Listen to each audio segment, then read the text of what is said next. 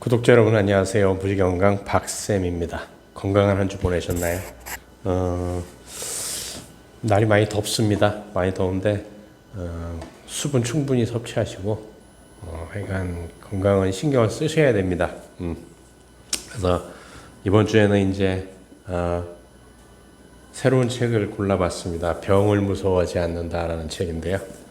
아주 작은 수고로 생애 최정점의 건강을 유지하는 방법. 그래서 병을 무서워할 필요가 없다라는 얘기고요. 또 제목이 이제 작은 글자들의 이제 정복이 불가능하다면 길들여 공생하라. 뭐 이런 얘기들을 적어놨습니다. 그래서 이제 이승훈이란 분이 지으셨는데 서울대학교 병원 신경과 교수, 주 세닉스 바이오테크 대표이사, 사단법인 한국뇌졸중 의학연구원 원장 및 뇌혈관 대사 이상 질환학회 회장을 겸직하고 있다. 의학자로서 뇌졸중의 기초와 임상에 관한 200여 편의 국외 논문을 발표했으며 대한신경과학회 향설학술상, 서울대학교 심호섭 의학상, 유한의학상 대상, 과학기술정보통신부 주관, 이달의 과학기술자상 및 보건복지부 장관 표창 등을 수상했다. 그래서 뭐 여기 양력이 쭉 나와져 있고, 뭐 2020년 여름 뉴키즈 온더 블락에 출연해서 뇌졸중 및 신약 개발에 대한 유쾌하고 자상한 설명으로 당시 프로그램 최고 시청률을 기록하며 화제가 되기도 했다. 현재는 서울대학교 병원에 뇌졸중 환자를 진료하고 계시답니다. 그래서 이제 병을 무서워하지 마라.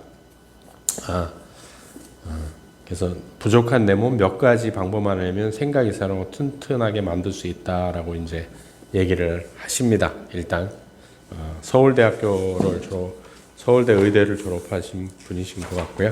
네, 그래서 머릿말을 보게 되면 이게 이제 병을 무서워할 필요 없다라고 얘기를 하시는 거예요. 사실은 적당한 시기에 적당한 질병에 걸리면 나중에 나이 먹어서 큰 병을 사실은 예방할 수 있거든요.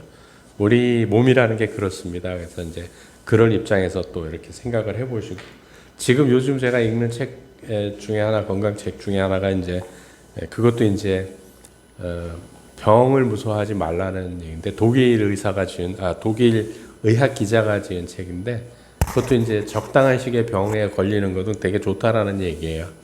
이 책하고 일맥상통하죠. 그래서 이제 4페이지에 이제 머릿말이 들어가는데, 이 책은 이제 머릿말부터 시작이 됩니다. 머릿말이 끝나면 이제 목차가 시작되는데, 인트로, 그래서 감기에 걸려 휴학한다고. 그래서 파트 1에서는 사람의 몸이란 무엇인가, 그 다음에 파트 2에서는 질병이란 무엇인가, 파트 3에서는 적어도 뇌졸중으로는 쓰러지지 않게 해줄게요. 파트 4에서는 암도 생명, 아주 틀린 말은 아닙니다. 파트 5에서는 당분간 절대로 아파서는 안 되는 상황, 어떻게 해야 할까요? 파트 6에서는 마지막으로 독자들께 꼭 드리고 싶은 이야기에서 얘기들이 전개가 됩니다. 그래서 이제 처음에 머릿말이 시작되는데, 이 책을 상당히 깊이 읽었던 것 같아요. 의대에 가면 그간 궁금했던 질병에 대해 완전히 이해가 생길 줄 알았다. 의대에 들어가는 엄청난 양의 의학 지식을 머리에 입력하면서도 당시나 지금이나 정말 이해가 안 되는 궁금증이 하나 있다. 이런 정도의 지식을 공부하는데 못하러 성적이 좋은 사람을 국가적으로 뽑을까? 당시 의대 교육은 지식의 양만 많았을 뿐 물리학이나 화학 등 기초과학이나 여러 첨단 공학에 대해서는 부끄러운 수준의 단순 암기 지식 분야에 지나지 않았다. 지금도 생각하면 의대는 기억력 달인을 길러내는 공장이었지, 질병에 대한 새로운 시각을 길러내는 창의력 같은 능력과는 담을 쌓은 공간이었다. 물론 요즘 의대 교육은 과거에 비해 많이 좋아졌다고 한다라고 이제 얘기를 하십니다. 그러니까 의대를 다니시면서도 의문을 가졌던 게 왜 이렇게 암기 위주의 공부를 했나라고 얘기를 하시는 거죠. 사실 의사의 사회적 지위가 높은 나라는 선진국 중에 미국이 독보적이며 그 외에는 중국, 인도 정도밖에 없다. 유럽 대부분의 나라와 캐나다, 호주 등 영연방 국가들에서 의사의 지위는 평범한 일반 직업인 수준이며 일본도 과거보다 사회적 이상이 많이 떨어진 상태다. 그러니 우리나라에서 볼 수 있는 의대에 대한 과도한 열기는 절대로 전 세계적으로 일반적인 현상이 아니다. 수년간 의사로 활동하면서 얻은 생각에 비춰볼 때 한국에서 의사는 사회 안전망을 책임지는 수동적인 직업 분야이지 사회를 주체적으로 이끌어가는 힘은 거의 없다고 본다. 미래를 꿈꾸는 젊은이들이 선택할 정도의 역동성 있는 직업은 아니라고 보는데 현실은 어찌 이리도 다른지. 어느 사회이건 의사라는 직업은 지금의 한국 교육 현실과 의료 시스템에서 선발된 뛰어난 머리를 가진 사람보다는 병든 사람에 대한 따뜻한 봉사 의식을 갖춘 사람이 더 어울린다고 생각한다. 이건 뭐 이 선생님의 의견이죠. 이승훈 선생님의. 근데 좀 그런 것 같아요. 요즘도 가끔 하는 얘기지만 저희 어릴 때는 그래도 청진기를 대고 사실은 뭐 문진을 하고 촉진을 하고 했었는데 요즘 그런 거 전혀 없죠. 전혀 없고 그냥 어떤 검사를 해서 피 검사라든지 아니면 뭐 CT 촬영이라든지 이 검사를 통해서 그 결과만 가지고 얘기를 하는 거죠.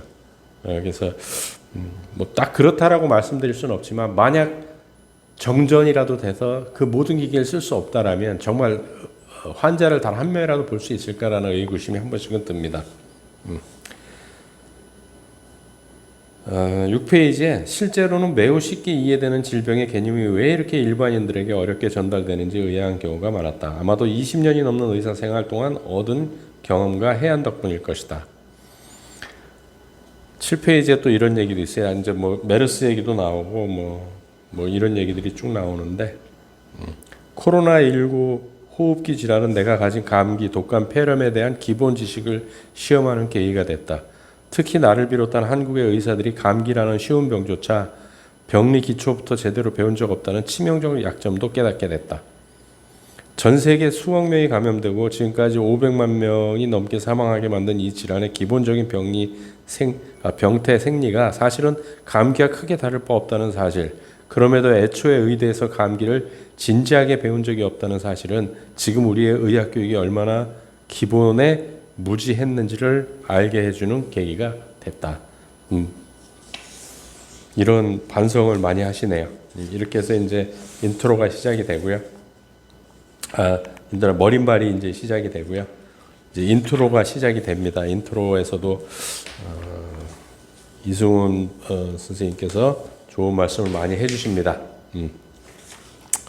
그래서 인트로 제목이 감기에 걸려 휴학한다고 뭐 이렇게 나와 있습니다. 그래서 이제 첫 페이지 시작되는 게 17페이지인데 감기에 걸려 휴학한다고라는 제목을 갖고 이제 시작이 됩니다. 사실은 근데 뭐 여기서는 뭐 특별히 말씀드릴 건 없고 20페이지에 질병이란 무엇인가라고 이제 제목을 갖고 시작이 됩니다. 누구나 살면서 병에 걸린다. 하지만 병에 걸리고 싶은 사람은 아무도 없다. 그래서일까? 어떤 질병이 생기는 초기 신호를 많은 환자가 외면하거나 부인한다.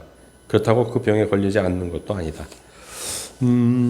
사실은 이제 뭐 여러 가지죠. 통증이라든지 이런 신호들을 보냅니다. 몸이. 제가 노상 말씀드리잖아요. 그런 신호에 조금 민감하게 반응해야 된다고요. 저 같은 경우 요즘 잠을 자다 보니까 수면 시간 때 딴 것도 아니고 목이 좀 아프더라고요. 자면서도 목에 자꾸 부담이 가서 저는 지금 그걸 신호로 받아들였죠. 그래서 이제 제 나름대로의 방법으로 개선을 시키고 있습니다. 21페이지에 2019년 현재 기준 우리나라 남자의 기대 수명은 80.3세. 19년도에 나온 책이네요. 여자는 86.3세다. 한 연구에 의하면 의사의 기대 수명은 전체 국민의 평균에 미치지 못한다고 한다. 의사라는 사람들이 훨씬 건강하게 살기는커녕 국민 평균에도 못 미치는 수명을 가지고 있다는 얘기다. 왜 그럴까요? 스트레스를 많이 받아서 그럽니다. 의사라는 직업 스트레스가 엄청나게 많죠. 사실은 내가 케어하던 환자가 세상을 운명을 달리한다라는 것들은 많이 습관들이 돼 계시겠지만 의사 선생님들한테도 큰 충격입니다. 사실은. 의대에 입학하면 동아리나 동문회에 강압적인 선후배 문화를 겪고 전공의로 들어오면 생각하지도 못한 도제 문화를 경험하게 된다. 또 자신이 원해서 마시는 술이 없다. 선배 의사들이, 교수님들이 술을 따라주니까 무조건 마실 뿐이다. 일반 사회생활에서 경험하는 강압적인 술 문화에 비할 바가 아닐 정도다. 건강을 책임지는 의사들이 그런 문화에서 생활한다니 믿지 못하는 사람들도 여럿 봤다. 하지만 의사들은 병원 안에서만 의사지 병원 밖에서는 어떤 직장인들보다 몰상식한 건강생활 문화 속에서 산다. 솔직하시죠? 23페이지에 질병에는 감정이 없다. 당사자가 의사이건 아니건 병에 걸릴 이유가 있으면 걸릴 뿐이다. 하지만 자기 몸을 전혀 돌보지 않는 의사라고 해도 모든 의사는 진료실에서 환자들에게 교과서적으로 진료를 한다. 흡연을 하는 의사가 환자에게는 금연하라고 호통을 치기도 한다. 일반인들이 생각하는 것처럼 의사들이 자신의 건강 생활에 대단히 철저하게 대비해 절대적으로 병과는 담을 쌓고 사는 것은 아니다. 수명도 더 짧은 데다 방사능 노출 등 직업에 따르는 위험으로 인해 일반인보다 더 많은 질환에 노출될 우려도 있다. 사실 스트레스가 많다 보니까 폭음을 하시는 분들이 되게 많죠. 그리고 의사 선생님들 중에 진짜 이 말대로 흡연하시는 분들도 꽤나 많은 걸로 알고 있습니다. 24페이지에 누구나 살면서 정말 다양한 병적 증상들을 경험한다. 하지만 대부분 그런 증상을 겪고도 혹시나 하는 마음으로 넘어갈 뿐 일일이 진단하지는 않는다. 심지어 고혈압, 당뇨, 고지혈증 등 혈관에 큰 문제를 일으키는 위험 질환들은 어느 정도 진행된 이후에도 대부분 자각 증상이 없다.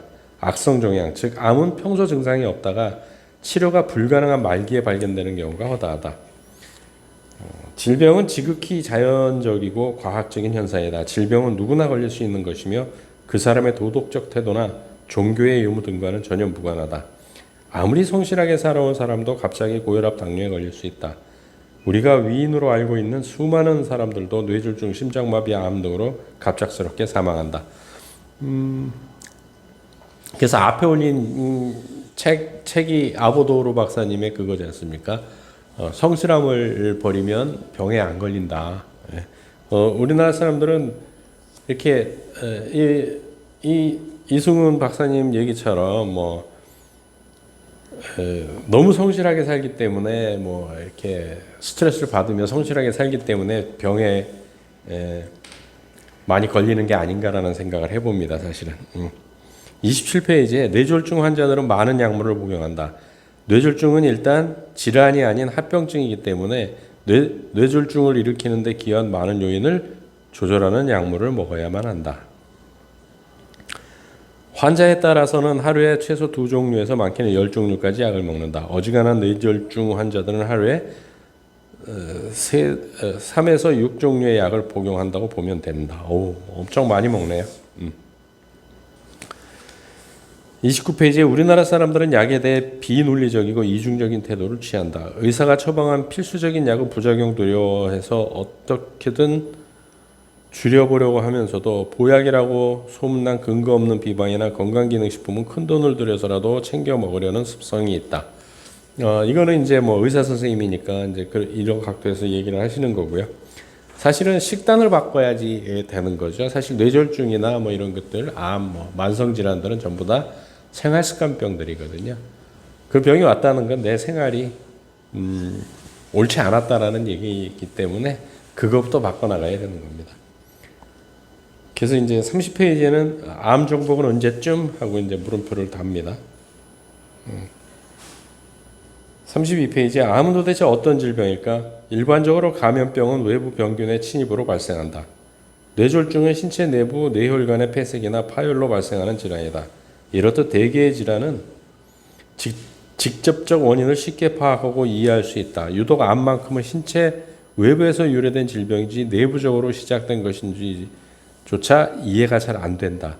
본질적으로 인간에게 왜 이 병이 존재하는지도 잘 모르겠다. 의과대학교 학생일 때 종양학이라는 과목에서 암의 발생에 대해 배우면서 암을 개념적으로 이해하기 어려웠던 기억이 있다. 의과대 학생도 그러한데 일반인은 오죽하랴. 암은 정상세포의 증식 및 분열 과정에서 발생한 유전자 돌연 변이로 인해 생긴 세포들이 무한증식하면서 벌어지는 병리학적 과정이다. 인간이 태어날 때부터 가지고 있던 세포는 뇌, 척수를 제외하면 거의 존재하지 않는다. 또 세포마다 건강한 생존기간이 정해져 있다. 따라서 새로운 세포가 태어나 늙은 세포를 대치해야만 각자한계의 형태 및 기능을 유지할 수 있다. 궁극적으로는 사람이라는 전체 개체의 건강함을 유지할 수 있다. 그만큼 세포 분열은 기존 세포와 동일한 세포를 새로 만들기 위해 진행되는 필수 과정이다. 암 유전자도 원래 세포의 증식 및 분열에 필요한 정보를 담고 있는 유전자다. 유전자이자 모든 세포가 정상적으로 가지고 있는 유전자다. 그런데 수십 년에 걸쳐 반복되는 증식과 분열 과정 속에서 약간의 실수, 즉 돌연변이가 발생될 수 있다. 암세포를 일으키는 돌연변이는 사람이 오래 살수록 확률적으로 발생할 가능성이 높다. 급속도로 고령화가 진행 중인 우리나라에서도 당연히 암 발생이 급격히 늘어날 수밖에 없는 현실이다. 암에 대해서 한 가지 이제 자신 있게 말씀드릴 수 있는 부분은 하나가 있습니다. 뭐냐면 암은 누가 걸리냐면 나이 먹으면 다 걸립니다. 그러니까 특별한 거라고 생각을 하시면 안 됩니다. 사실은. 정말 그렇거든요. 여기서도 이 의사 선생님 말씀하시잖아요. 오래 살수록 확률적으로 발생할 가능성이 높은 겁니다. 왜? 세포 재생을 해야 되니까. 그 과정 속에서 오류가 일어나는 거죠. 돌연변이가 일어나는 거예요. 그러면 돌연변이가 안 일어나면 어떻게 되느냐? 암은 안 걸리겠지만 인류도 이렇게 진화하지 못했을 겁니다. 그러니까 숙명으로 받아들이셔야 되는 겁니다. 그러니까 나이 먹으면 누구나 다 걸린다. 단 이게 발현되느냐 안 되느냐, 몇 살에 젊었을 때 40대에 발현되느냐, 30대에 발현되느냐, 뭐 50대에 발현되느냐, 60대, 70대, 80대에 나타나느냐의 차이인 거지, 나이를 먹으면 먹을수록 암은 발생한다고 보시면 됩니다. 36페이지에서는 이제 인트로니까 들어가는 거니까 이제 수면 연장의 꿈 해가지고 얘기가 됩니다.